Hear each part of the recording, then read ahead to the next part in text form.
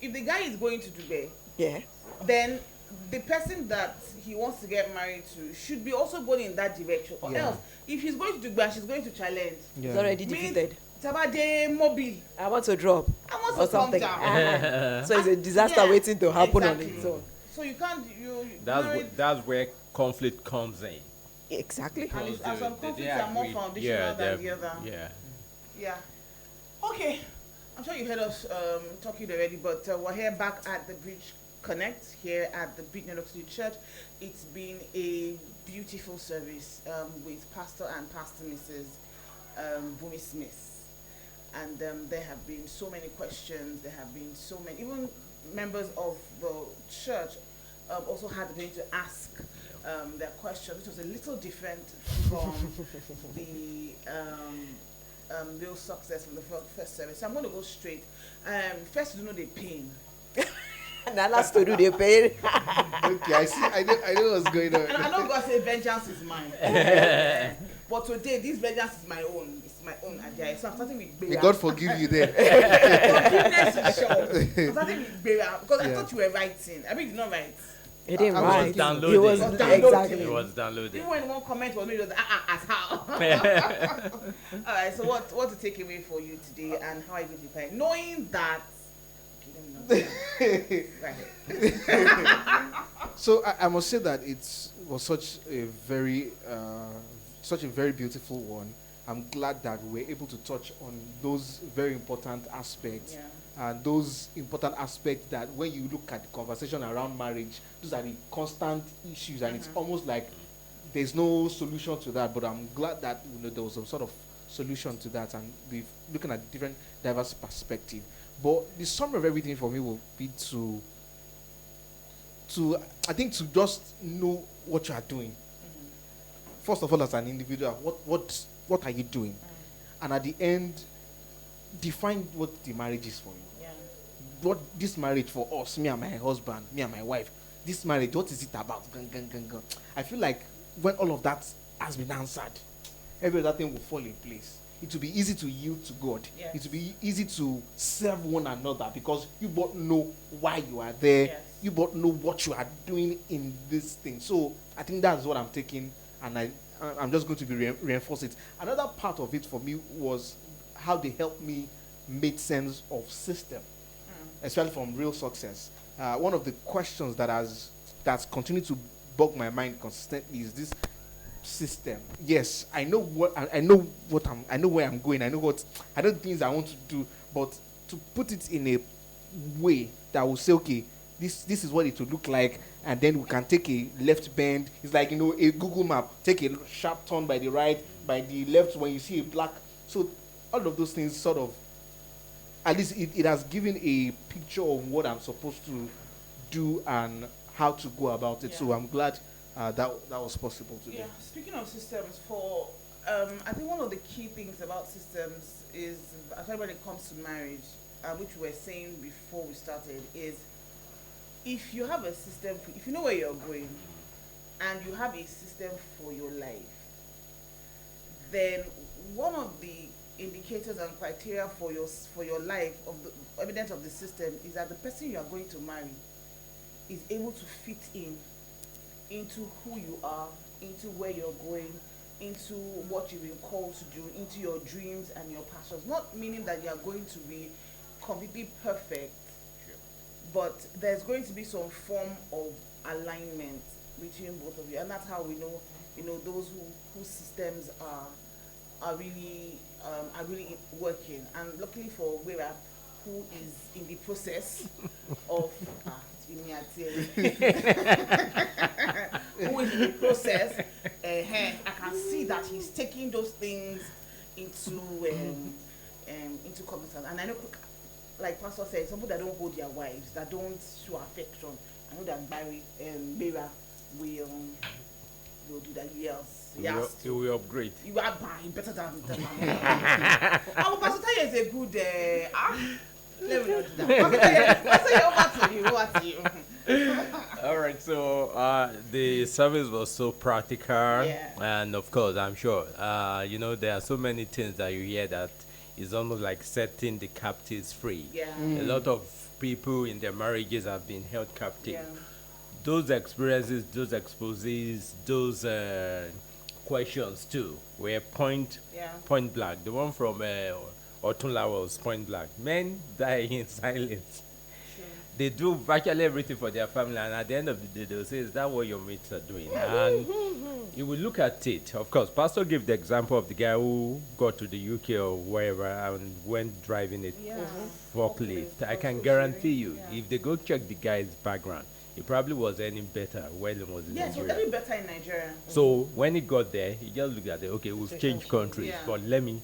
And someone is telling you that, is that all you can do? Of course, the shutdown. It's almost like the video of the medical doctor who said the doctor died in him a long time ago. So in marriages, just like we're having conversation before we actually came to view it on here, is basically knowing your destination, knowing your purpose. And interestingly, we might probably not be heading in the same place at the beginning, but interestingly, God will bring two people who probably have similar trip in the same direction. I give an example of you going towards Dubai and someone going towards Challenge. Interestingly, God might bring someone who is going to JLN along your path and say, okay, we'll give you this push to JLN, and then you will continue your journey to Dubai. And interestingly, at the end of the day, the person who is going to JLN might be convinced to follow you to Dubai. Amen. You understand that, because you might have conversation and we look at it, this guy knows what he's doing, and I'm going to support him when I might not be at that point or at that peak of where he is, but I can push him. And of course that helps marriages. And I remember, I think while you were speaking, I remember in the Bible, God decided to choose some things to Abraham. He said because he knows he will teach his children the way of the Lord. Now, so interestingly, a man might not be the one that will actually, in my own case, it was my mom who actually taught us the word of God. My father was a gentleman who would just bring his discipline. He doesn't even beat us. But my mom, I've seen Koboko, I've seen Pankere, I've seen virtually everything. But my dad will only speak to you and tell you, don't do that. But, but all of those things have helped to shape, in fact, what I'm doing with my children now. My wife keeps telling me, you are too nice with these people. That's the way they brought me up. If it worked for me, I believe I can talk to them. Of course, there are some privileges I take away from them when they misbehave and they know that I mean it. And I just withdraw those privileges. So that is the way I think I can actually improve it. And then marriages is about helpmate. Everybody is meant to help each other. If everybody is playing, in fact, there was a time, there's no way. I think I'm like 16 years in marriage now. There's no way you go this journey that you don't have crisis along the way. So we started having crisis, and I was like, no. Why is this happening? So I sat down one day and told myself that if I play my part in this marriage, and she plays her part in this marriage, we definitely meet halfway and we'll be able to continue the journey. So I focus on my own strength and allow her to focus on her strength. And I tell her, don't complain. Let's just keep doing this. There is no divorce in this marriage. And we're going to show a template to these children so that at the end of the day, they will see the need. Because unfortunately, the Gen Z are not seeing models. So if you don't show them the right model of a marriage, is most likely they will start thinking, no, why should I get married? It's a scam, like they say. You understand? So for me, very practical thing. I will encourage as many people to get the book, though they didn't pay for the advert, but I'm sure it's practical, it's down to earth. From the things they've said. Practical and down to earth, and definitely you will learn from it. Yes, that's awesome. We learned how to handle conflict, how to handle finance, and the other room activities. Intimacy. Let's call it the other. Yes, you have to be practical, man. The other room. Yes. Now some of you just do like Tipa. I don't want to get that name. Mama. What was the question? What's the question? You asked him a question. You asked him a question. You didn't ask. You just ask the question. Do a summary, man. I said, what's the takeaway for you? And how are you going to apply it? Now, is it the finance part you want to apply? Actually, is it the other? No, you don't have to ask the question. You can ask. I will answer you. The other one you want? There's still room for learning in that one. So let's keep that. Wait, what was Beba's reaction? I was laughing now. No, what's that question? Block your ears. I'm coming back to it. I was laughing. There's practicality in everything they said. Yeah. Because except you want to lie and you don't want to be real to yourself, that finance thing happens. So it just depends on how you manage it and how you do it. Like they said, how you pass your message across matters. Am I coming to you in a gentle way or am I coming to you in a harsh way? Then they say there is constructive criticism. There's a way you criticize me to correct me. Not to bring me down. There's a way you criticize me, your end result is to annoy me. Yep. When you do that, I won't listen to you. I will still, and then I will tune off. I will do what is in my mind. But you want me to change, you will change me or you will correct me in such a way that I will change. And I always tell my husband when we are, I said the tongue and the teeth, they always fight, but they are together. Husband and wife, you are meant to be together. Definitely you will have disagreements. How you handle it, how you resolve it is what matters. Yeah. And then you don't go and, well, is that what your mates are doing? You don't compare.